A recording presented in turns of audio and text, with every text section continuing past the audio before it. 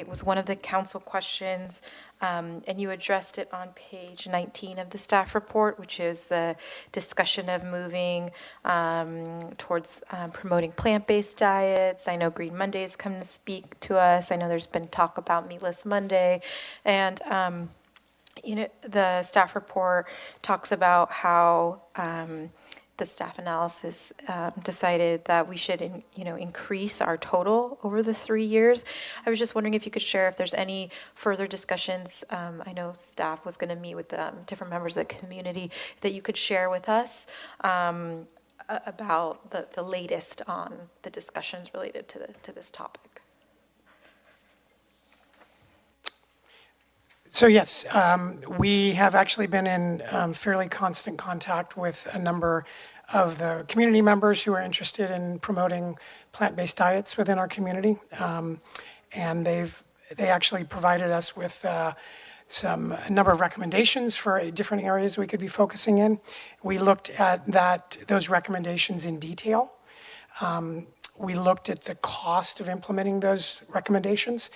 A number of those items where there were costs associated with them, the city has the ability to undertake those actions at no additional cost based on existing programs or website platforms that we'll be rolling out, et cetera, et cetera. So we looked at everything being proposed, and we also, very importantly, looked at it through the lens of our current staffing capacity. Even considering the couple of positions that we're recommending in the city manager's office. And we did increase funding from an original proposal of $10,000 up to $30,000 for the 3 years. And we feel that at this point, that represents a nice sweet spot between what we are able to undertake with the staff capacity and giving the topic as much airtime as we can.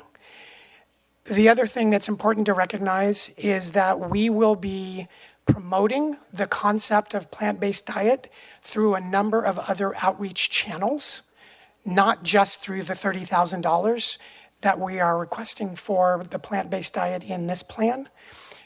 So when we go out through our normal outreach channels, and I'll give you one specific example, we have a tool that we'll be rolling out called Community Climate Solutions.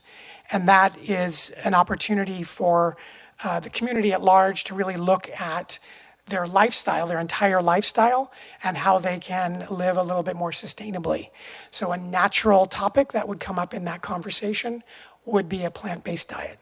So the $30,000 is not the full extent to which the topic will be given exposure throughout our entire outreach programs. Okay. And you talked about some potential changes to how we might do things, and you specifically mentioned one. But are there others? Like, are we looking at changing the overall measurement to include consumption? We're looking at a number of different areas. We're looking at possible adoption of annual targets. We're looking at how we are calculating the targets. Right now, it's on a certain trajectory, and based on recommendations from the task force, we're looking at whether we would actually come back to you and say, these are the targets that you adopted, about 10 years ago, and we're actually recommending a slight change to the actual numbers between now and 2050. Mm-hmm. So we'll be also presenting that information. Also, one of the items the task force asked us to look at is sort of the whole topic of how we account and measure our emissions and whether or not offsets should play into that conversation. So we will also include that on December 3rd, conversation of offsets, conversation of annual targets, conversation of possibly adjusting the targets themselves. Good evening. I'm Mohan Gurunathan, a resident of Mountain View. I'm representing a couple supporters here today. They're down to 2. We were 6 when we started the evening. We wanted to mainly come to say thank you to the sustainability team. I've been involved in a lot of discussions with them about the plant-based diet initiative, And we're very grateful that that initiative has been included in the plan and funded to the amount of $30,000. Once this is enacted, this will really make Mountain View a leader in the climate change discussion. We'll be one of the first communities to address the urgent issue of how our unsustainable food choices are really destroying the environment. So hopefully we'll create an example and a model for other cities to follow. So I think it's a great starting point. In addition, I would like to suggest maybe looking in the near term to expanding the program. I want to give you a little more idea of how much impact this program can have. So we're not talking about or expecting that we can convert the entire population of Mountain View to be vegetarian or vegan. That's an unrealistic goal. But if we can do something as simple as convert, let's say we can convince 25% of our residents to eat 3 meat-free meals a week. That will have the equivalent effect to taking between 3,000 to 5,000 tons of carbon out of the atmosphere per year. That's like taking 600 to 800 cars and just making them vanish. It's a huge benefit for just getting people to cut back even just a little bit. And we can do that through advocacy, through film screenings, through public speaking, through cooking classes, through a lot of things that are fun and engaging in the community, in addition to being educational and effective. So when you look at all the actions in the SAP4 plan and you look at cost effectiveness, you'll see plant-based diet, it beats everything on that list by a factor of 10 to sometimes over 100. It's more in terms of cost effectiveness, and that's greenhouse gases reduced per dollar spent. So it's extremely cost effective. I think maybe what's limiting the program is a lack of staff bandwidth. So I would ask you to maybe consider adding a full-time staff person to manage this program. I think that could really help the program get off the ground and be very effective. So, but above all, we want to thank the team for including this in the plan. And thanks for hearing our comments. And I hope you will consider growing the program in the future. Thank you. Thank you. It's not totally clear to me what the program that comes out of this will look like. And so just thinking about possible iterations, I think it would be helpful when this returns to council, because I assume it will, for staff to provide, varying options of sort of levels of how aggressively we want to address this. And if we want to go, pretty far down that route, one thing that comes to mind is, I know there are several cities that have prohibited, for instance, the use of public funding in purchasing water bottles. And I think Mountain View has a policy like that. So if we want to be really aggressive, we can explore maybe kind of a range of this, but do we want to prohibit the use of public funds, in purchasing meat or animal-based, food products or something? And that would be a significant change. I think that would require a lot of input from staff and a lot of thought from council, but that's the kind of transformative policy that I can see coming out of this potentially, and even newsworthy enough where other cities will say, "Wow, that's a pretty dramatic action. Is that something that we want to do as well?" That's market shifting stuff, right? If you're taking hundreds of thousands of dollars out of that particular market, so just something to consider. As staff develops that. And the last thing is, as wonderful as all of these programs are, they're totally dependent on our ability to hire people to do them. Yeah, and then S4.7, promoting a plant-based diet. And you said through other channels as well.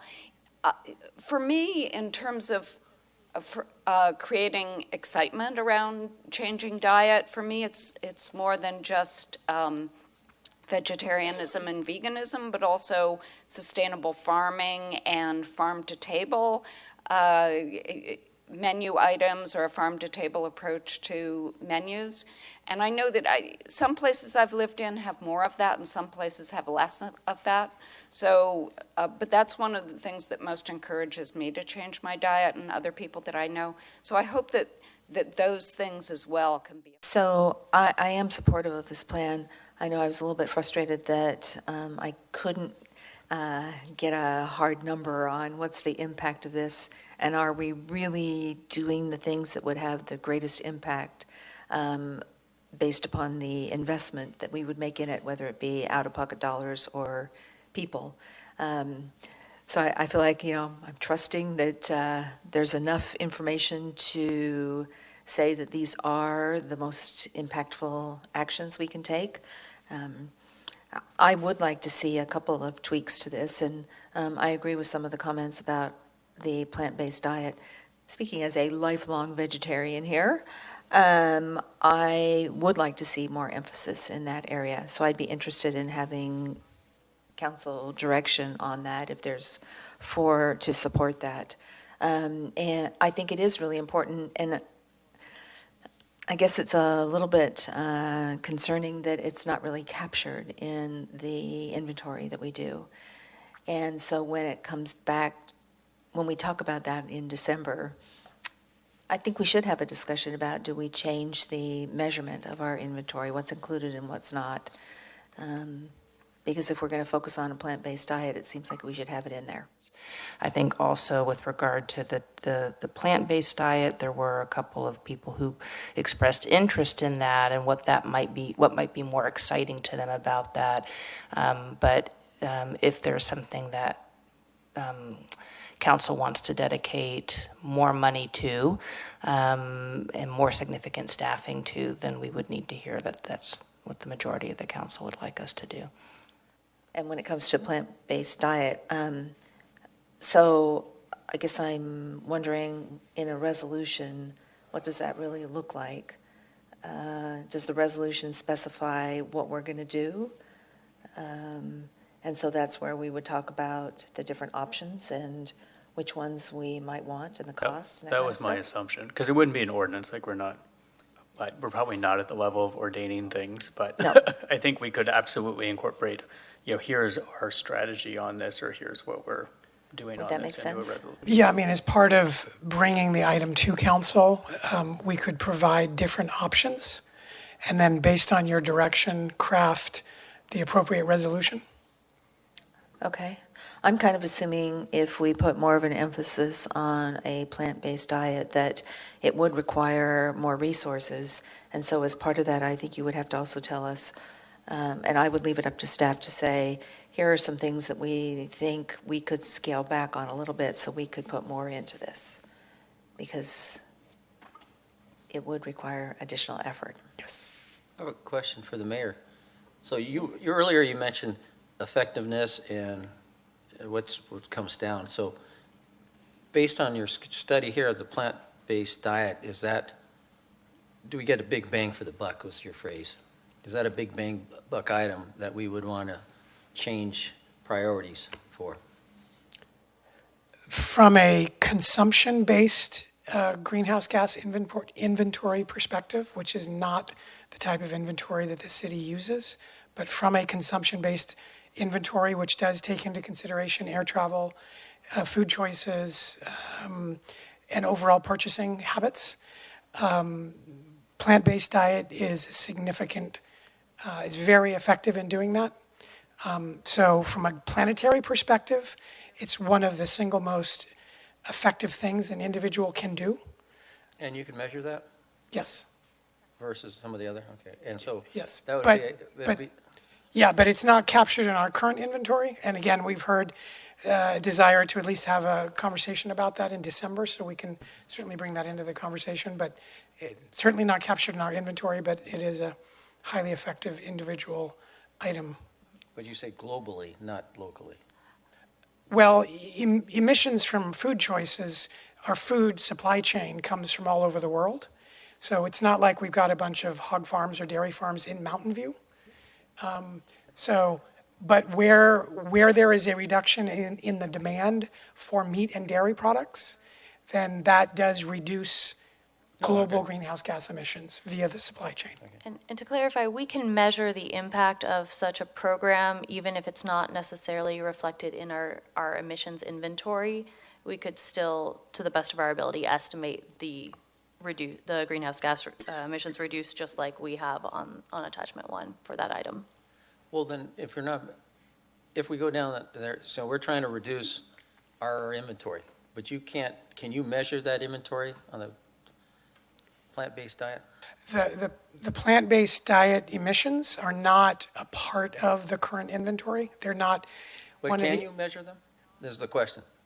we, You can include them? well, we can include them as sort of a commentary or an appendix. They wouldn't be part of the formal inventory because that's not part of the protocol. But we can certainly include a discussion about the relative impact of plant-based habits as part of our inventory conversation. Okay. Did that answer your question? Well, no, because, well, let's say the screen that you have on right now, could you say that's in your total? It would not be part of the total because it's not part of the way we measure emissions based on the protocol that we're following. But we can characterize. No, that's what I was saying. Yeah. You can't measure it. You can characterize it, but you can't measure Well, it. we can measure it. If we measure changed the We can measure it methodology. to an extent. There is a bunch of assumptions that go behind the measurements. We can characterize a rough idea of what we're talking about, or probably a little bit more than rough. I'm just saying that any reductions that we drive based on focusing on this effort would not be indicated, would not actually reduce our city's formal emissions, but it would reduce global emissions. No, but that's, okay, that's the point I was trying to make. That yes, we can do it globally, but for our own city, it's, okay, I understand. Thank you. But we could also change our approach to our inventory and go consumption versus what we're currently using, and then it would be included in our local.